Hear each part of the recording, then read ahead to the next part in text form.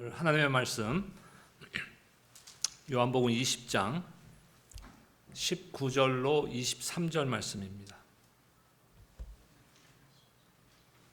요한복음 20장 19절로 23절 말씀, 저와 여러분들 한 절씩 교독하도록 하겠습니다. 제가 19절 말씀 읽겠습니다. 이날 곧 안식 후 첫날 저녁 때 제자들이 유대인들을 두려워하여 모인 곳에 문들을 닫았더니 예수께서 오사 가운데 서서 이르시되 너희에게 평강이 있을지어다.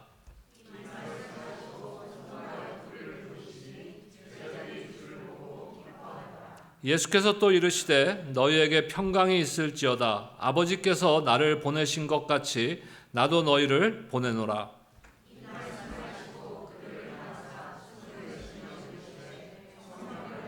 함께요. 너희가 누구의 죄든지 사하면 사하여질 것이요 누구의 죄든지 그대로 두면 그대로 있으리라 하시니라. 아멘. 예수님의 부활 후의 행적에 대한 말씀을 나누고 있습니다. 오늘 두 번째 시간인데, 지난주에 빈 무덤, 막달라 마리아가 예수님의 시신을 향유라도 좀 뿌려서 수습하려고 무덤에 갔을 때 무덤을 닫아놨던 그 돌이 열려 있고 시신이 없어진 그 빈 무덤에 대한 말씀이었습니다.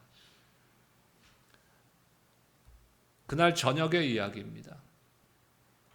다시 말해서 부활절 저녁에 일어난 일에 대한 기록입니다. 오늘 말씀은 제자들은 한 곳에 모여 있었는데 유대인들을 두려워해서 문을 걸어 잠그고 있었다고 성경은 기록하고 있습니다. 예수님께서 부활하시기 전에는 이 땅에 완전한 인간의 몸으로 오셨기 때문에 우리와 같이 시간과 공간의 제약을 받으셨습니다.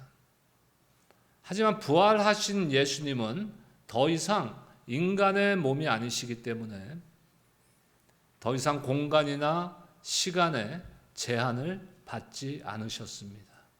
그래서 오늘 말씀을 보면은 그 닫혀있던 문을 통과해서 제자들에게 나타나심을 기록하고 있습니다. 제자들을 직접 만나셨고 제자들에게 귀한 메시지를 선언하십니다. 이 메시지는 우리 모두에게 가장 인생길에, 우리의 신앙생활에, 우리의 삶 가운데 가장 필요한 메시지이기도 하다고 생각합니다. 그 메시지가 무엇입니까? 너희에게 평강이 있을지어다. 사람들은 굉장히 인생을 착각하고 오해하고 살아요. 나이가 60이 되고 70이 되고 80이 되고 100살이 되어도 자기 인생의 가장 중요한 것이 무엇인지를 모른 채 마지막 순간을 맞이하는 경우가 너무나도 많다는 것입니다. 그래서 헛된 것들을 그 마지막 순간에까지 쫓는 것이. 하지만 우리 인생에서 가장 필요한 것이 무엇일까요? 바로 그리스도 안에서의 참된 평강이라는 것이. 돈이 아무리 많으면 뭐합니까? 내가 마음이 편안하지가 않은데, 내가 아무리 건강하고 뭐가 형통하고 해도 내 마음이 편안하지 않다면 그것은 불행한 거예요. 결국 우리에게 가장 중요한 것은 무엇이냐면은 하나님이 주시는 그 참된 평강이 나에게 있느냐 하는 것입니다. 제가 늘 강조하지만 저의 목회의 방향에 가장 중요하게 생각하는 것은 여러분들의 행복이에요. 여러분들의 행복한 신앙생활을, 여러분들의 행복한 삶을 살아가는 것이 저에게는 가장 첫 번째 목적입니다. 목표이고. 그리고 또 하나, 두 번째는 뭐예요? 내가 행복한 목사가 되고 싶은 거예요. 그 책임은 누구한테 있어요? 책임 좀 같이 좀 져주세요. 우리 다 같이 있는 거예요. 여러분들의 행복은 목사에게도 책임이 있고 목사의 행복한 목회는 여러분들에게도 책임이 있는 것이에요. 그래서 우리가 서로 행복한, 다시 말해서 오늘 말씀에 하면 여러분에게 평강이 있기를 원하나이다 하는 축복이 우리 안에 있어야 된다는 것입니다. 우리의 삶은 항상 불안하지 않습니까? 고통이 올 때도 있고 원치 않는 질병이 나에게 닥칠 때도 있고 마지막 날에 우리가 당할 죽음에 대한 불안과 두려움이 우리에게는 항상 있는 것이. 그래서 우리 모두 다 무엇을 원하느냐? 바로 평강을 원한다는 것이에요. 근데 평강을 어디서 찾느냐가 중요한 것이에요. 그 평강을. 예수님께서 십자가에서 죽으시기 전에 요한복음 14장 1절의 말씀을 보니까 이렇게 기록하고 있습니다. 우리 한번 함께 읽을까요? 시작. 너희는 마음에 근심하지 말라. 하나님을 믿으니 또 나를 믿으라. 근심하지 말라 그러면서 주님을 믿으라고 지금 권하고 계시는 것이에요.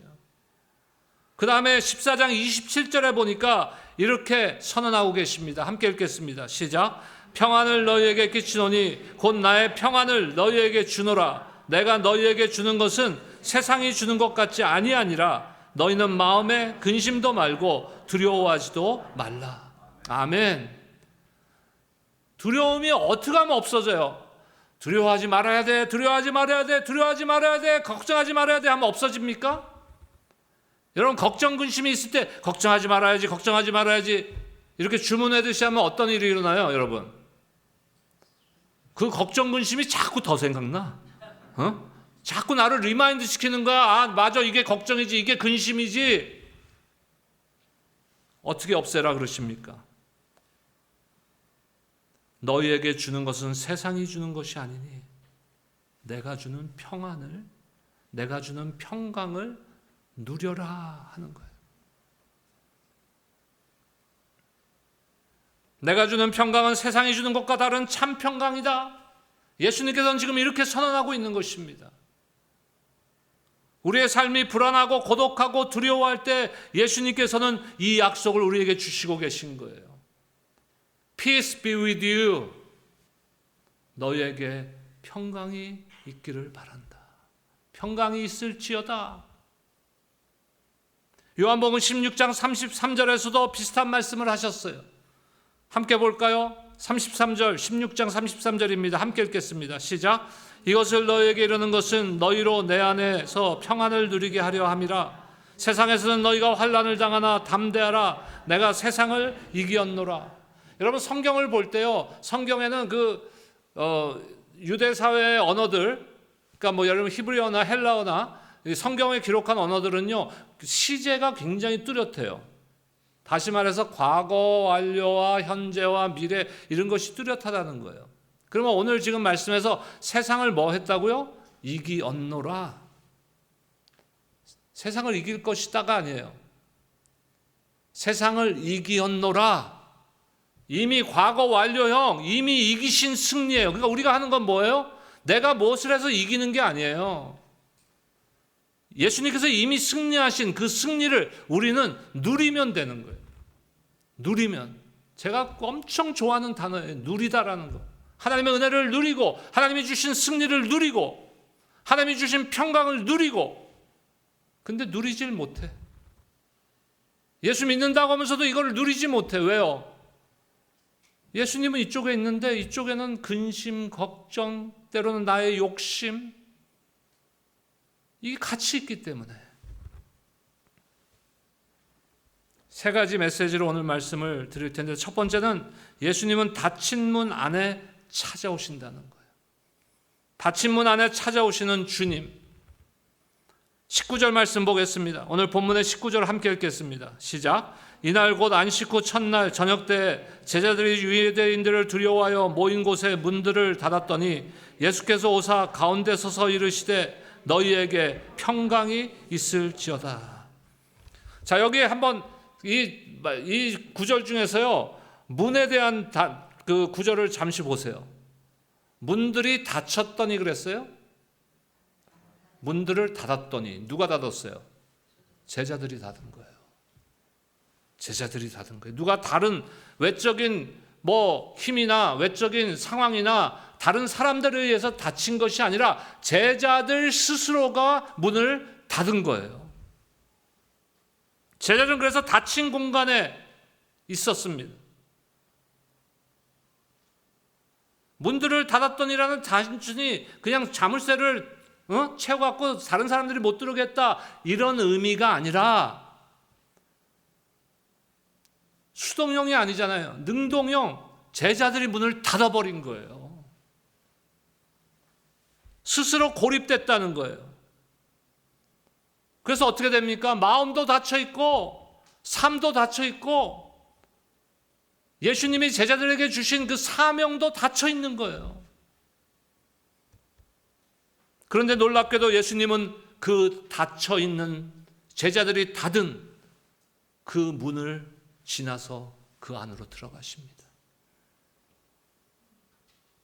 부활하신 주님은 더 이상 물리적, 현실적 장애를 받지 않으십니다. 방해를 받지 않으십니다. 제한받지 않으시는 하나님이십니다. 닫힌 문을 열지 않고도 들어오셨어요. 우리 인생의 문제, 고난, 그것을 닫힌 문이라고 한번 생각해 봅시다. 그 문을 과연 누가 닫았을까요?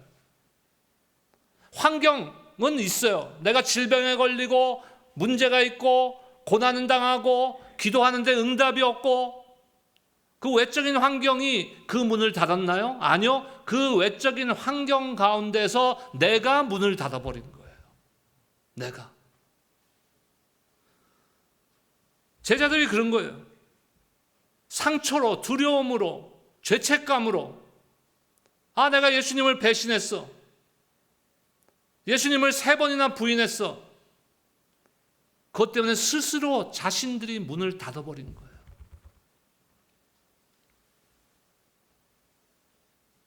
중요한 건 뭡니까? 그럼에도 불구하고 예수님이 그 문을 지나 제자들을 찾아가셨다는 거예요. 제자들이 준비가 돼서 준비될 때까지 기다리셨다가 제자들이 문을 열어주니까 들어가셨습니까? 아니요. 제자들 준비되지 않았어요. 우리의 인생도 마찬가지예요. 상처로, 두려움으로, 절망으로, 수치심으로 내 스스로 닫아버린 그 문 안에 내가 준비되어 있지 않지만 아직 주님은 찾아오신다는 거예요. 그리고 뭐라고 우리한테 말씀하십니까? 평강이 너희에게 있을지어다. 평강이 너희에게 있을지어다. 이 말씀이 제자들을 향한 말씀이 아니라 여러분들 각자를 향한 말씀으로 받아들일 때 여러분들의 인생은 게임이 끝난 거예요. 더 이상 두려움이 없고 근심이 없고 주 안에서 행복한 삶, 주 안에서 행복한 신앙생활, 주 안에서 참된 평강을 누리는 삶을 살아가게 된다는 것이에요. 이것을 왜 모르고 죽는 날까지 헛된 것만 쫓고 다니냐 이거예요.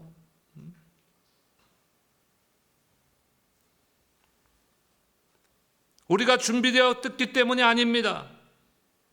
그럼 언제예요? 제자들이 준비되었지 않은데 그게 언제 주님이 찾아가셨어요? 주님은 제자들에게 지금 평강이 가장 필요할 때라는 것을 알고 계셨기 때문에. 다시 말해서 우리에게 언제 찾아오시냐, 내 스스로 닫아놓은 그 문을 언제 지나서 우리에게 오시느냐, 나에게 그것이 가장 필요할 때, 여러분들에게 그 평강이 가장 필요할 때 주님은 여러분들을 찾아오시는 줄로 여러분을 믿으시기 바랍니다.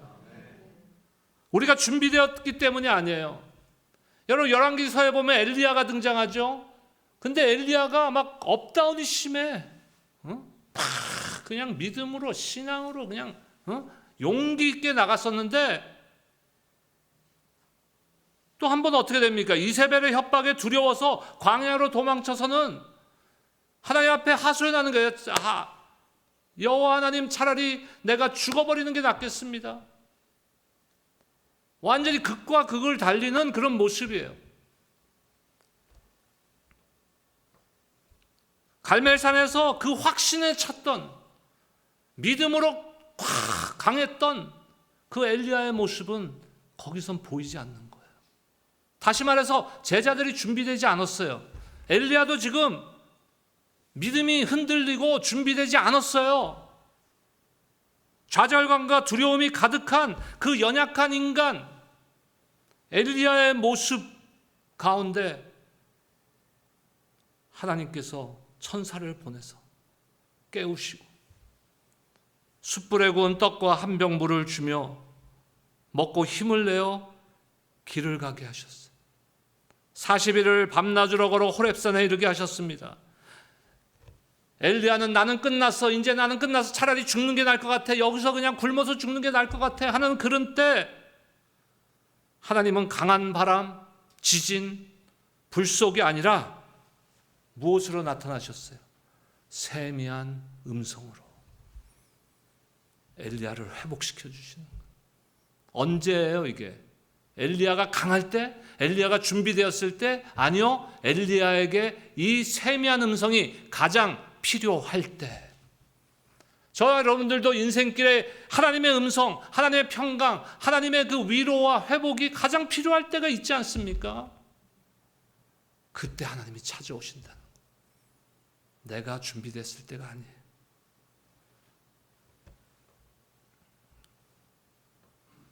평강이 있을지어다. 오늘 이 시간 여러분들의 그 닫힌 문이 무엇으로 인하여서 여러분들 스스로 그 닫았는지 저희가 다 알 수는 없습니다. 하지만 오늘 이 말씀 가운데 말씀과 성령의 강권하심을 통해서 그 하나님의 음성을 들으시기 바랍니다. 평강이 너희에게 있을지어다. 두 번째로 예수님은 두려움을 평강으로 바꾸셨어요. 20절 말씀 보겠습니다. 함께 읽겠습니다. 시작. 이 말씀을 하시고 손과 옆구리를 보이시니 제자들이 주를 보고 기뻐하더라. 예수님이 평강이 너희에게 있을지어다라고 선포하신 후에 손과 옆구리를 보여줘요. 자, 우리가 그냥 딱 생각할 때는 왜 보여줬을까? 자신이 며칠 전에 십자가에 죽었다가 지금 부활한 예수다. 내가 니네들이 따르던 그 선생님이고 주다, 주님이다 라는 거를 드러내기 위해서 보여줬습니까? 물론 그 이유도 있지만 그것만은 아니라는 것이에요. 무엇입니까 그러면? 그 제자들이 경험한 상처, 두려움, 도망, 예수님을 부인한 것에서 오는 죄책감, 이 과거의 상처와 기억 안으로 예수님이 직접 들어가 주시는 거예요. 그 고통 위에 평강을 내려주시는 거예요. 우리에게 찾아오실 때도 똑같습니다. 그냥 내가 예수야, 나 잘 봐봐, 나만 따라와, 이게 아니라 우리가 갖고 있는 그 상처, 고뇌, 절망, 죄책감, 이 안으로 깊이 들어오셔서 나의 삶을 만져주신다는, 그때 우리는 무엇을 경험하게 됩니까? 그리스도 안에서의 참된 평강을 경험하게 되는 것이. 이거 왜 뭐가 필요해요 여러분? 돈 필요해요? 나한테 오세요. 내가 왜 돈이 필요 없는지 알려드릴게요. 돈 준다는 얘기 아니야.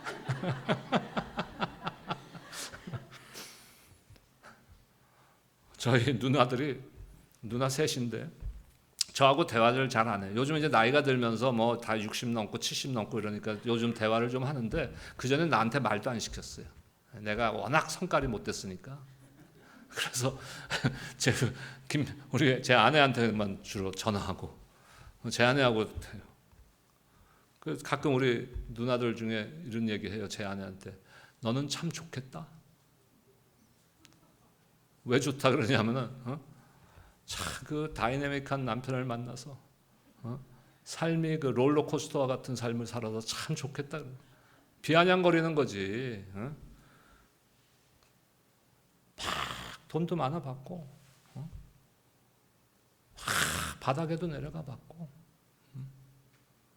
그런데요 지금도 돈은 없어요.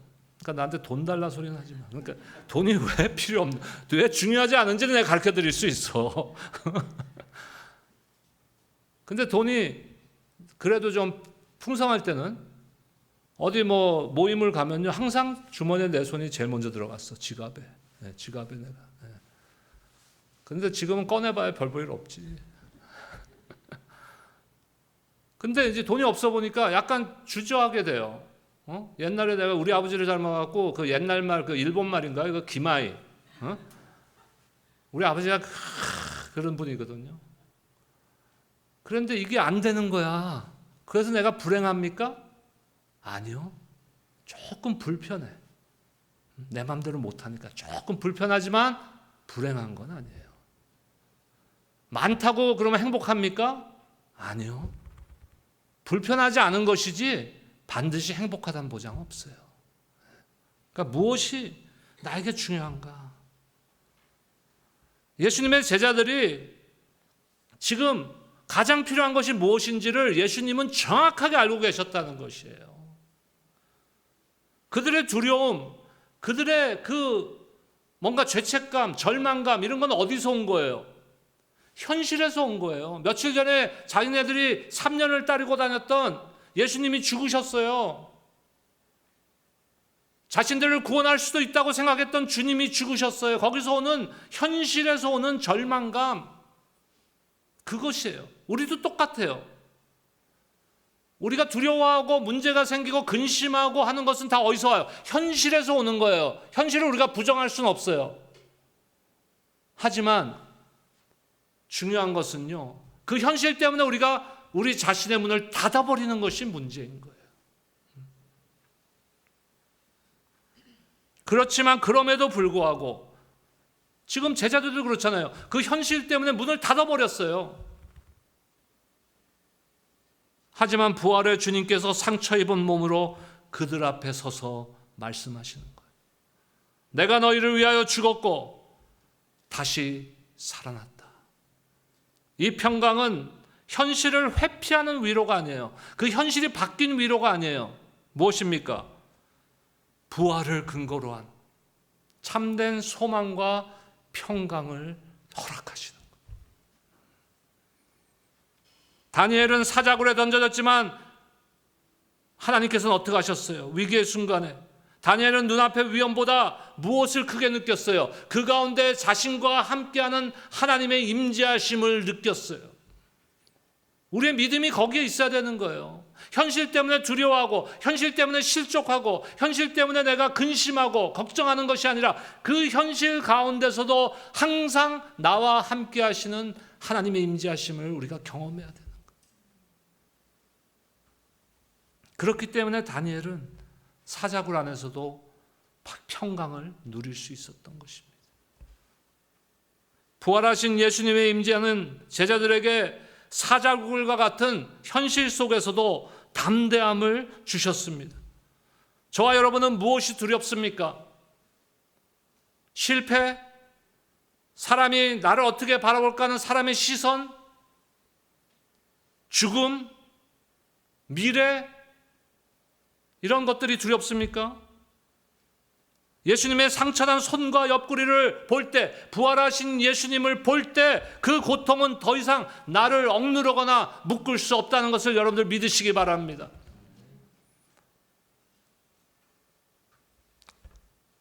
부활은 고통을 지우는 것이 아니에요. 고통을 없애는 것이 아니에요. 그건 무엇입니까? 고통을 뚫고 문을 뚫고 들어오셨듯이 고통을 뚫고 예수님께서 이미 승리하신 그 승리를 우리에게 주시는 것입니다, 여러분. 승리하신 예수님, 부활하신 예수님을 끝까지 붙드시기를 주의 이름으로 축원합니다. 우리 목사님들을 제가 아는 목사님들 이렇게 가끔 만나면은요, 제가 말씀 몇 번 드렸잖아요. 뭐 자랑들 하느라고 아주 듣기가 싫어. 저보다 나이는 좀 연배가 낮은데 1.5세 목사님 한 분인데 저도 좀 친하게 지냈던 목사님인데 서로 이제 따로 목회를 하니까 뭐 요즘은 만나기가 좀 쉽지 않은데 이 목사님 우리 어렸을 때 그거 있죠. 뭐 이렇게 땅에다 이렇게 흙에다 저는 그런 거 잘 안 했지만 흙을 만지기가 싫어서 뭐예요? 두꺼봐 뭐예요? 헌집 줄게 새집 달라. 그게 현실화됐네. 누가 갑자기 새집 지어줄게 이러는 거야.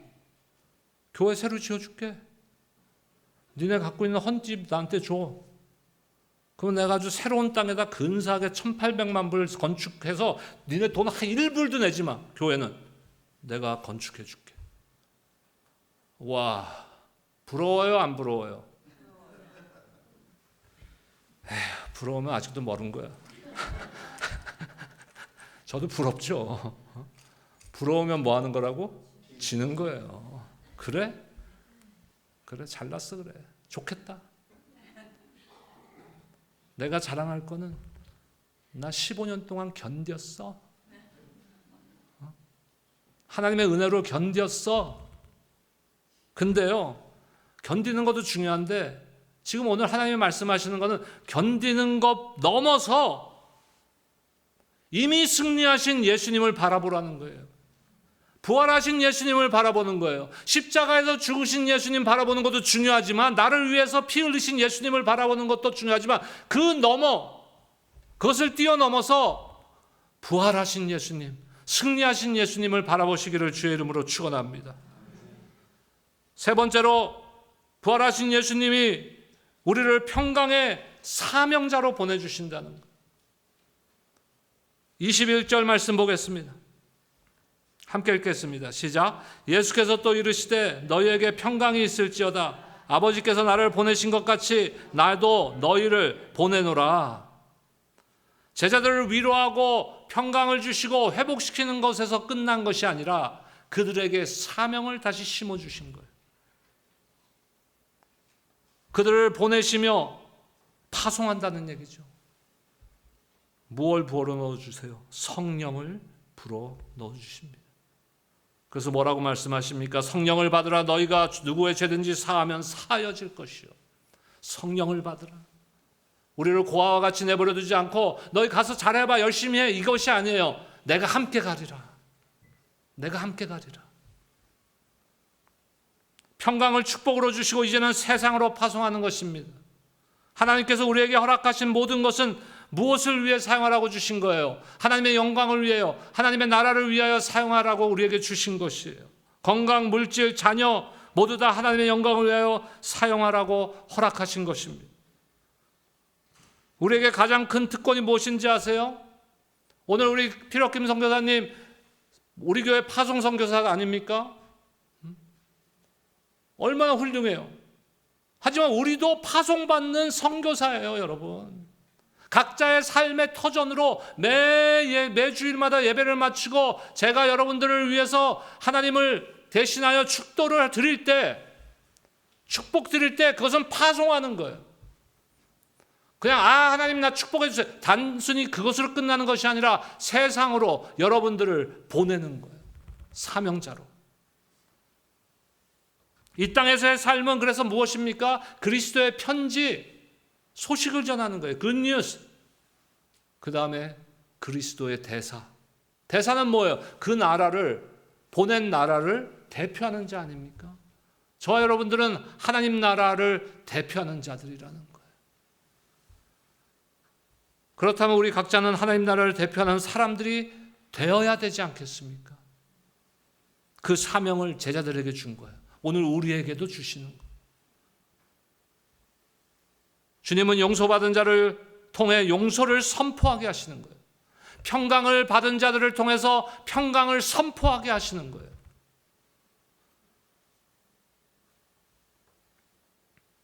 베드로는 성령을 받고 나서 오순절날 담대히 복음을 전합니다.